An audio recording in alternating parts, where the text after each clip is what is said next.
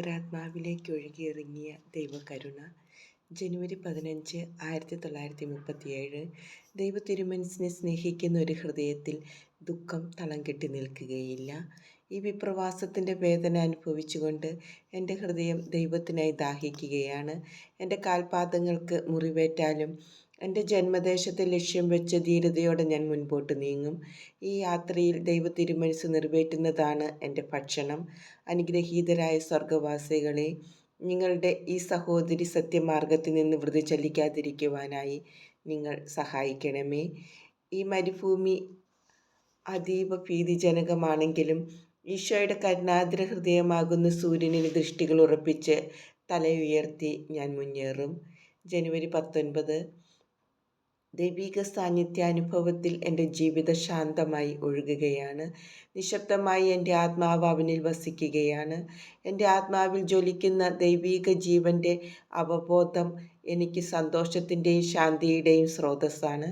എൻ്റെ ആത്മാവിൻ്റെ ആഴങ്ങളിൽ വസിക്കുന്ന ദൈവത്തിന് പുറമെ മറ്റൊന്നിലും ഞാൻ സന്തോഷം കണ്ടെത്തുന്നില്ല.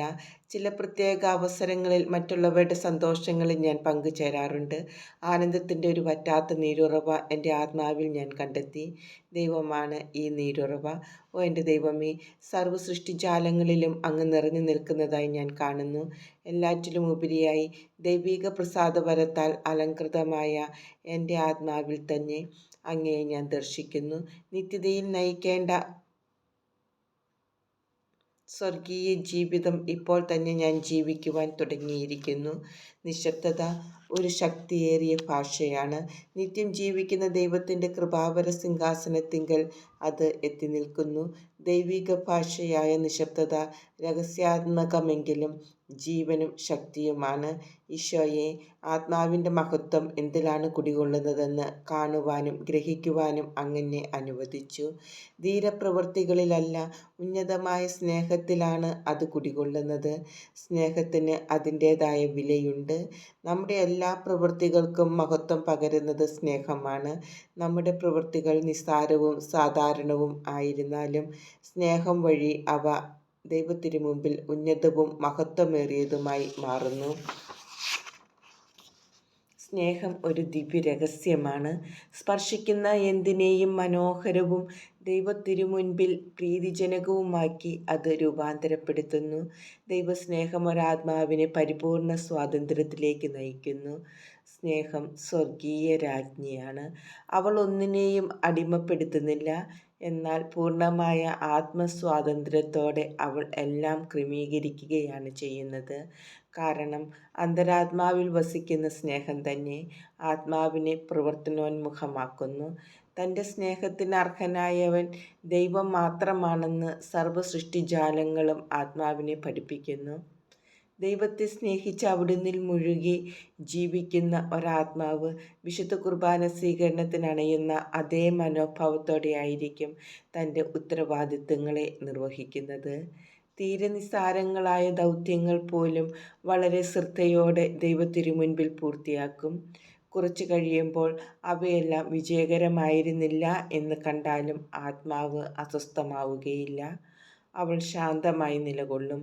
കാരണം ദൗത്യ നിർവഹണ സമയത്ത് അവളുടെ ശക്തിക്ക് അനുസൃതമായിട്ടാണ് അവ പൂർത്തിയാക്കിയത്. എപ്പോഴും അനുഭവിച്ചിരുന്ന ദൈവിക സാന്നിധ്യം അവളെ ഉപേക്ഷിച്ച് പോയതായി അനുഭവപ്പെട്ടാലും സജീവ വിശ്വാസത്തിൽ തുടർന്നും ജീവിക്കുവാനായി അവൾ പരിശ്രമിക്കും. പോരാട്ടത്തിനും വിശ്രമത്തിനും പ്രത്യേകം സമയമുണ്ടെന്ന് അവളുടെ ആത്മാവ് അറിയുന്നു. ഇച്ഛാശക്തി വഴി അവൾ എപ്പോഴും ദൈവത്തോടൊപ്പമാണ്. യുദ്ധത്തിന് മതിയായ പരിശീലനം ലഭിച്ച വീരയോദ്ധാവിനെ പോലെയാണ് അവളുടെ ആത്മാവ്. വളരെ അകലെ നിന്ന് തന്നെ ശത്രു മറിഞ്ഞിരിക്കുകയാണോ അതോ യുദ്ധത്തിന് തയ്യാറാവുകയാണോ എന്ന് നിരീക്ഷിച്ചറിയുന്നു. അവൾ തനിച്ചല്ലെന്ന് അവൾക്കറിയാം. ദൈവമാണ് അവളുടെ ശക്തി. ജനുവരി 21. ഇന്ന് അതിരാവിലെ മുതൽ ഞാൻ ദൈവവുമായി അത്ഭുതകരമായ സ്നേഹൈക്യത്തിലായിരുന്നു. സായാഹ്നത്തിൽ ഹോസ്പിറ്റലിലെ അച്ഛൻ എന്നെ സന്ദർശിക്കുവാൻ വന്നു. ഞങ്ങൾ അല്പസമയം സംസാരിച്ചപ്പോൾ തന്നെ എൻ്റെ ആത്മാവ് ദൈവത്തിൽ ആമഗ്നമാകുവാൻ തുടങ്ങി. എൻ്റെ ചുറ്റും നടക്കുന്നത് എനിക്ക് മനസ്സിലാക്കുവാൻ സാധിക്കാതെ വന്നു. കർത്താവിനോട് ഞാൻ തീക്ഷ്ണമായി പ്രാർത്ഥിച്ചു. എനിക്ക് സംസാരിക്കാൻ ശക്തി തരണമേ. ദൈവം ആ കൃപ നൽകിയതിനാൽ അച്ഛനോട് എനിക്ക് സ്വാഭാവികമായി സംസാരിക്കുവാൻ സാധിച്ചു. എന്നാൽ അച്ഛൻ പറയുന്നതൊന്നും മനസ്സിലാക്കാൻ സാധിക്കാത്ത നിമിഷങ്ങളുമുണ്ടായി. എനിക്ക് അദ്ദേഹത്തിൻ്റെ ശബ്ദം ശ്രവിക്കാൻ സാധിച്ചിരുന്നെങ്കിലും പറയുന്നത് മനസ്സിലാക്കാൻ സാധിച്ചിരുന്നില്ല. അതിനാൽ ഞാൻ അദ്ദേഹത്തോട് ക്ഷമ ചോദിച്ചു. ദൈവൈക്യമാകുന്ന കൃപയുടെ നിമിഷങ്ങളാണവ. എന്നാൽ അത് പരിപൂർണമല്ല. ഇന്ദ്രിയങ്ങൾ ബാഹ്യമായി പ്രവർത്തനനിരതമാണ്. ഇവിടെ ദൈവത്തിൽ പൂർണ്ണമായും ഒന്നാകുന്നില്ല. ഇന്ദ്രിയങ്ങൾ മയങ്ങി പുറമേ നടക്കുന്നതൊന്നും കാണാതെയും കേൾക്കാതെയും ആത്മാവും ശരീരവും പൂർണ്ണമായി ദൈവത്തിൽ അലിഞ്ഞുചേരുന്ന അവസ്ഥയല്ലിത്. അങ്ങനെയുള്ള പ്രസാദപരം എന്നെ പുൽകുമ്പോൾ തനിച്ചായിരിക്കാനാണ് എനിക്കാഗ്രഹം. മറ്റുള്ളവരുടെ ദൃഷ്ടിയിൽ നിന്ന് എന്നെ മറച്ചുകൊള്ളണമേ എന്ന് ഞാൻ ഈശോയോട് അപേക്ഷിക്കാറുണ്ട്. അച്ഛൻ്റെ മുൻപിൽ ഞാൻ വളരെ ലജ്ജിതയായി. എന്നാൽ കുമ്പസാരത്തിലൂടെ എൻ്റെ ആത്മാവിനെക്കുറിച്ചെങ്കിലും അദ്ദേഹം മനസ്സിലാക്കിയതിനാൽ ഞാൻ ശാന്തയായി. ദൈവകരുണയുടെ പുതിയ സന്യാസ മഠത്തെക്കുറിച്ച് അരൂപിയിൽ കൂടുതൽ മനസ്സിലാക്കുവാൻ ദൈവം എനിക്കിടയാക്കി. വളരെ ദരിദ്രവും അപര്യാപ്തതകൾ ഉള്ളതുമായിരുന്നെങ്കിലും ആ ഭവനം ഉന്നതമായ ചൈതന്യമുള്ളതായിരുന്നു. ഓ എൻ്റെ ഈശോയെ, അരൂപിയിൽ ആ ആത്മാക്കളോടൊത്തായിരിക്കാൻ നീ എന്നെ അനുവദിക്കുന്നു. ഒരുപക്ഷെ ഞാൻ അവിടെ കാൽ ചവിട്ടുകയില്ലായിരിക്കും. എങ്കിലും അങ്ങയുടെ തിരുനാമം വാഴ്ത്തപ്പെട്ടതാകട്ടെ. അങ്ങയുടെ ഇഷ്ടം പോലെ എല്ലാം സംഭവിക്കട്ടെ. ജനുവരി 22.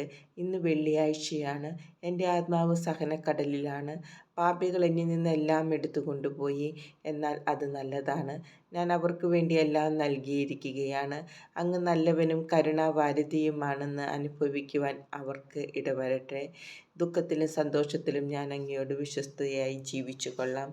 ഞാനിന്ന് വിശുദ്ധ കുർബാനയ്ക്ക് പോകേണ്ടതില്ലെന്നും വിശുദ്ധ കുർബാന സ്വീകരണത്തിന് മാത്രം പോയാൽ മതിയെന്നും ഡോക്ടർ നിശ്ചയിച്ചു. ദിവ്യബലിയിൽ സംബന്ധിക്കുവാൻ ഞാൻ വളരെയധികം ആഗ്രഹിച്ചിരുന്നു. ഡോക്ടറോട് യോജിച്ച് കുമ്പസാരക്കാരനും എന്നോട് പറഞ്ഞു, സഹോദരി, ഇത് ദൈവത്തിൻ്റെ ഇഷ്ടമാണ്. നീ പരിപൂർണ്ണ സുഖം പ്രാപിക്കണം. അതിനാൽ യാതൊരു വിധത്തിലുള്ള പരിത്യാഗങ്ങളും നീ ചെയ്യേണ്ടതില്ല. സഹോദരി, അനുസരണമുള്ളവളായിരിക്കുക. അതിന് ദൈവം നിനക്ക് പ്രതിഫലം നൽകും. കുമ്പസാരക്കാരൻ്റെ ശബ്ദം ഈശോയുടെ ശബ്ദമായി എനിക്ക് അനുഭവപ്പെട്ടു. വിശുദ്ധ കുർബാന മുടങ്ങുന്നതിൽ എനിക്ക് വളരെയധികം വേദനയുണ്ടായിരുന്നു. കാരണം ഉണ്ണീശോയെ ദർശിക്കുവാനുള്ള കൃപ ദൈവം വിശുദ്ധ കുർബാനയുടെ സമയത്താണ് എനിക്ക് നൽകിയിരുന്നത്. എന്നാൽ അതിനേക്കാളെല്ലാം ഉപരിയായി മറ്റെന്തിനേക്കാളും ശ്രേഷ്ഠമായി അനുസരണത്തെ ഞാൻ കണ്ടു.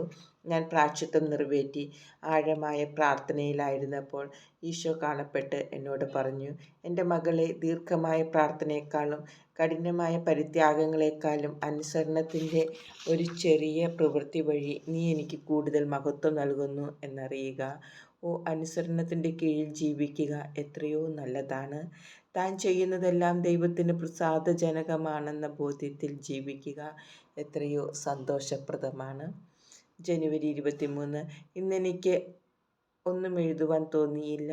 അപ്പോൾ ഈ ശബ്ദം എൻ്റെ ആത്മാവിൽ ഞാൻ ശ്രവിച്ചു. എൻ്റെ മകളെ, നീ നിനക്ക് വേണ്ടിയല്ല, മറ്റാത്മാക്കൾക്ക് വേണ്ടിയാണ് ജീവിക്കുന്നത്. അതിനാൽ അവരുടെ രക്ഷയ്ക്കു വേണ്ടി എഴുതുക. നീ എഴുതുന്നതിനെക്കുറിച്ചുള്ള എൻ്റെ ഇഷ്ടം പലപ്പോഴും നിൻ്റെ കുമ്പസാരക്കാരനിലൂടെ ഞാൻ വ്യക്തമാക്കി തന്നിട്ടുണ്ടെന്ന് നിനക്കറിയാമല്ലോ. എൻ്റെ ഹിതം എന്താണെന്ന് നിനക്കറിയാം. ഞാൻ പറയുന്നതിനെക്കുറിച്ച് എന്തെങ്കിലും സംശയമുണ്ടായാൽ ആരോടാണ് ചോദിക്കേണ്ടതെന്നും നിനക്ക് വ്യക്തമാണ്. എൻ്റെ കാര്യങ്ങളിൽ വിധി പ്രസ്താവിക്കാൻ ആവശ്യമായ ആത്മീയ പ്രകാശം ഞാൻ അവന് നൽകും. അവൻ എപ്പോഴും എൻ്റെ മുമ്പിലാണ് ചരിക്കുന്നത്. എൻ്റെ മകളെ, നീ നിഷ്കളങ്കതയോടും ലാളിത്യത്തോടും കൂടെ ഒരു കൊച്ചുകുട്ടിയെപ്പോലെ അവനോട് വർത്തിക്കണം. ഞാൻ ആവശ്യപ്പെടുന്ന കാര്യങ്ങൾക്കെല്ലാം ഉപരിയായി അവൻ്റെ നിർദ്ദേശങ്ങളെ നീ മാനിക്കണം. എൻ്റെ ഹിതമനുസരിച്ച് അവൻ നിന്നെ നയിച്ചുകൊള്ളും. ഞാൻ ആവശ്യപ്പെടുന്ന കാര്യങ്ങൾ പ്രാവർത്തികമാക്കാൻ അവൻ അനുവദിച്ചില്ലെങ്കിലും നീ സമാധാനത്തോടെ വർത്തിക്കണം. ഞാൻ നിന്നെ വിധിക്കുകയില്ല. അത് ഞാനും അവനും തമ്മിലുള്ള കാര്യമാണ്. നീ എപ്പോഴും അനുസരണമുള്ളവളായിരിക്കുക. ജനുവരി 25. ഇന്ന് എൻ്റെ ആത്മാവ് ദുഃഖിതമാണ്. ഓ ഈശോയെ, ഓ എൻ്റെ ഈശോയെ, ഇന്നെല്ലാവരും എൻ്റെ ദുഃഖത്തിൻ്റെ പാനപാത്രത്തിലെ അളവ് വർദ്ധിപ്പിക്കുകയാണ്. മിത്രമെന്നോ ശത്രുവെന്നോ വ്യത്യാസമില്ലാതെ അവർക്കെല്ലാവർക്കും എന്നെ വേദനിപ്പിക്കുവാൻ കഴിയുന്നുണ്ട്. ഈശോയെ, അങ്ങ് എന്നെ ശക്തിപ്പെടുത്തണമേ. ബുദ്ധിമുട്ടേറിയ ഈ നിമിഷങ്ങളിൽ എനിക്ക് ബലം നൽകണമേ. പരിശുദ്ധ ദിവ്യകാരുണ്യമേ, എന്നെ താങ്ങണമേ. പിറുപിറുക്കാതെയും പരാതിപ്പെടാതെയും എൻ്റെ അധരങ്ങളെ മുദ്ര ചെയ്ത് കാത്തുകൊള്ളണമേ. നിശബ്ദയാകുമ്പോൾ ഞാൻ വിജയശ്രീലാളിതയാണെന്ന് ഞാൻ അറിയുന്നു. ജനുവരി 27. എൻ്റെ ആരോഗ്യത്തിൽ വളരെ സ്പഷ്ടമായ വ്യത്യാസം അനുഭവപ്പെടുന്നുണ്ട്. മൃത്യുകവാടത്തിൽ നിന്ന് ഈശോ എന്നെ തിരികെ ജീവിതത്തിലേക്ക് കൊണ്ടുവന്നിരിക്കുന്നു. കാരണം ഞാൻ മരണവക്രത്തിലായിരുന്നു. കണ്ടാലും കർത്താവ് എനിക്ക് പൂർണ്ണ ആരോഗ്യം വീണ്ടും നൽകി. സാനിറ്റോറിയത്തിൽ തന്നെ താമസിക്കുന്നുവെങ്കിലും ഞാൻ ഏറെക്കുറെ ആരോഗ്യം വീണ്ടെടുത്തു കഴിഞ്ഞു. എന്നെ സംബന്ധിച്ചുള്ള ദൈവിക പദ്ധതികൾ ഇനിയും എന്നിൽ പൂർത്തിയായിട്ടില്ല. ഈ ലോകത്തിൽ എന്നോട് ചെയ്യുവാൻ ദൈവം ആവശ്യപ്പെടുന്ന കാര്യങ്ങൾ പൂർത്തിയാക്കുവാനായി ഇനിയും ജീവിക്കണം. അത് പൂർത്തിയായി കഴിഞ്ഞാൽ ഈ വിപ്രവാസത്തിൽ അവിടുന്ന് എന്നെ ഉപേക്ഷിക്കുകയില്ല. സ്വർഗമാണ് എൻ്റെ നിത്യഭവനം. എന്നാൽ ഈ സ്വർഗീയ പ്രവേശനത്തിനു മുമ്പായി എല്ലാവിധ കഷ്ടപ്പാടുകളിലൂടെയും പരീക്ഷണങ്ങളിലൂടെയും കടന്നുപോയി ദൈവഹിതം ഞാൻ പൂർത്തിയാക്കണം. ഓ എൻ്റെ ഈശോയെ, അങ്ങെനിക്ക് ജീവനും ജീവിതവും തിരിച്ചു നൽകുകയാണ്. യുദ്ധം ചെയ്യുവാനുള്ള ശക്തിയും കൂടി എനിക്ക് പ്രദാനം ചെയ്യണമേ. അങ്ങയെ കൂടാതെ എനിക്കൊന്നും ചെയ്യുവാൻ സാധിക്കുകയില്ല. എന്നാൽ അങ്ങേക്കെല്ലാം സാധ്യമാണല്ലോ. എന്നെ ശക്തിപ്പെടുത്തണമേ. സ്വയം ഒന്നും ചെയ്യുവാൻ സാധിക്കാത്ത ഒരു ദുർബല ശിശുവാണ് ഞാനെന്ന് അങ്ങേക്കറിയാമല്ലോ. അങ്ങേ ദിവ്യകരുണയുടെ അനന്തശക്തി ഞാൻ അറിയുന്നു. അങ്ങയുടെ ഈ ദുർബല ശിശുവിന് ആവശ്യമായത് അങ്ങ് തന്നെ പ്രദാനം ചെയ്യുമെന്ന് ഞാൻ പൂർണ്ണമായി വിശ്വസിക്കുന്നു. മരിക്കുവാൻ ഞാൻ എത്രയധികം അഭിലഷിച്ചു. ഇനി എൻ്റെ ജീവിതത്തിൽ ദൈവത്തിനായി ഇത്രയും ആഴത്തിൽ ഞാൻ അഭിലഷിക്കുമോ എന്നെനിക്കറിഞ്ഞുകൂടാ. ദൈവത്തിൽ പൂർണ്ണമായും അലിഞ്ഞില്ലാതായ നിമിഷങ്ങളും ഉണ്ടായിട്ടുണ്ട്. സ്വർഗീയ ആനന്ദം അനുഭവിക്കുന്ന ഒരു വ്യക്തിക്ക് ഈ ലോകസുഖങ്ങൾ അറപ്പുളവാക്കുന്നു. ഈ ലോകത്തിൽ തുടർന്നും ജീവിക്കുവാൻ ഞാൻ എന്നോട് തന്നെ യുദ്ധം ചെയ്യേണ്ടിയിരിക്കുന്നു. എങ്കിലും ഓ ദൈവ തിരുമനസ്സേ, അങ്ങാണെൻ്റെ പോഷണം. ഓ, ഈ ലോക ജീവിതം എത്രമാത്രം വിരസവും തെറ്റിദ്ധാരണകൾ നിറഞ്ഞതുമാണ്. എല്ലാം എൻ്റെ ക്ഷമയെ പരീക്ഷിക്കുകയാണ്. ഓരോ ദിവസവും വളരെയധികം പുതിയ കാര്യങ്ങൾ ഞാൻ പഠിക്കുകയും മനസ്സിലാക്കുകയും ചെയ്യുന്നു. വളരെ കുറച്ച് കാര്യങ്ങൾ മാത്രമേ ഞാൻ മനസ്സിലാക്കിയിരുന്നുള്ളൂ. എൻ്റെ സ്വഭാവ വൈകല്യങ്ങൾ കൂടുതലായി ഞാനെന്നും കണ്ടുപിടിച്ചു കൊണ്ടിരുന്നു. എങ്കിലും ഞാൻ അവയിൽ ഒട്ടും ഭഗ്നാശയാകുന്നില്ല. മറിച്ച് എന്നെ തന്നെ കൂടുതൽ മനസ്സിലാക്കുന്നതിന് ആത്മീയ പ്രകാശം നൽകിയ ദൈവത്തിന് നന്ദി അർപ്പിക്കുന്നു. ഒരു വ്യക്തി എൻ്റെ ക്ഷമയെ വളരെയധികം പരീക്ഷിച്ചു. ഞാൻ അവൾക്ക് വേണ്ടി കൂടുതൽ സമയം മാറ്റിവെച്ചു. അവളോട് സംസാരിച്ചപ്പോൾ തുടർച്ചയായി അവൾ എന്നോട് കള്ളം പറയുന്നതായി എനിക്ക് അനുഭവപ്പെട്ടു. എനിക്ക് പരിശോധിച്ചറിയാൻ സാധിക്കാത്ത വിധം അകലങ്ങളിലുള്ള കാര്യങ്ങളെക്കുറിച്ച് സംസാരിച്ചതിനാൽ അവൾക്ക് എളുപ്പത്തിൽ കള്ളം പറയുവാൻ സാധിച്ചു. അവൾ സത്യമല്ല പറയുന്നതെന്ന് എനിക്ക് നല്ല ബോധ്യമുണ്ടായിരുന്നു. എങ്കിലും ഒരു സമയത്ത് എനിക്കാണ് തെറ്റുപറ്റിയത്. അവൾ സത്യമാണ് പറയുന്നതെന്ന് തോന്നിയിരുന്നു. ഈ അടയാളം എനിക്ക് നൽകണമെന്ന് ഞാൻ കർത്താവിനോട് പറഞ്ഞു. അവൾ കള്ളമാണ് പറയുന്നതെങ്കിൽ ഏതെങ്കിലും ഒരു കാര്യത്തെക്കുറിച്ചെങ്കിലും കള്ളം പറഞ്ഞുവെന്ന് എൻ്റെ അടുക്കൽ വന്ന് അവൾ ഏറ്റുപറയണം. മറിച്ച് സത്യമാണ് പറയുന്നതെങ്കിൽ എൻ്റെ ഉള്ളിൽ നിന്ന് അവൾ കള്ളം പറയുന്നുവെന്ന ചിന്ത എടുത്തു മാറ്റണം. കുറച്ച് ദിവസങ്ങൾക്ക് ശേഷം അവൾ എൻ്റെ അടുക്കൽ വന്ന് പറഞ്ഞു, സഹോദരി, ഞാൻ ഇന്ന കാര്യങ്ങളെക്കുറിച്ച് കള്ളമാണ് പറഞ്ഞത്, എന്നോട് ക്ഷമിക്കണം.